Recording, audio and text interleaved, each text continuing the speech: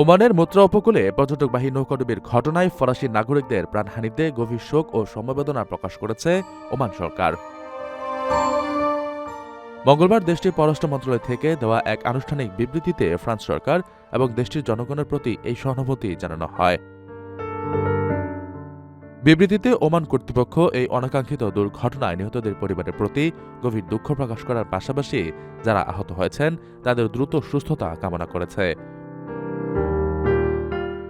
Oman সরকার বলছে, ফরাসি নাগরিকদের এই মর্মান্তিক মৃত্যুতে তারা ফ্রান্সের বন্ধুপ্রতিম জনগণ ও শোক সন্তপ্ত পরিবারগুলোর প্রতি সমবেথী। একই সঙ্গে দ্রুততম সময়ে ঘটনাস্থলে পৌঁছে উদ্ধার কাজ পরিচালনা এবং আহতদের চিকিৎসা প্রদানের জন্য সিভিল ডিফেন্স, অ্যাম্বুলেন্স টিম এবং সংশ্লিষ্ট অন্যান্য উদ্ধারকারী সংস্থার সদস্যদের সাহসী প্রচেষ্টার ভূয়সী প্রশংসা করেছে দেশটির পররাষ্ট্র মন্ত্রণালয়।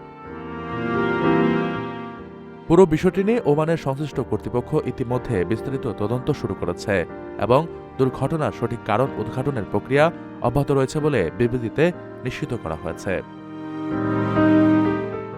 এর আগে ওমানি কর্তৃপক্ষ জানায় ২৫ জন ফরাসি পর্যটক সহ একটি নৌকা সুলতান কাবুস বন্দর থেকে প্রায় ২.৫ নটিক্যাল মাইল দূরে ডুবে গেলে ৩ ফরাসি নাগরিকের মৃত্যু হয়।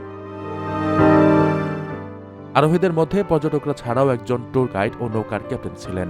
মাঝসমুদ্রে হঠাৎ নৌকাটি ভারসাম্য হারিয়ে উল্টে গেলে এই প্রাণহানির ঘটনা ঘটে। ওমানের সেরা রেট দিচ্ছে বাংলাদেশি প্রতিষ্ঠান গালফ এক্সচেঞ্জ। প্রিয়জনকে টাকা পাঠাতে আজই আসুন আমাদের যে কোনো ব্রাঞ্চে অথবা কল করুন স্ক্রিনে দেয়া নাম্বারে। গালফ এক্সচেঞ্জ, বাংলাদেশিদের প্রিয় এক্সচেঞ্জ।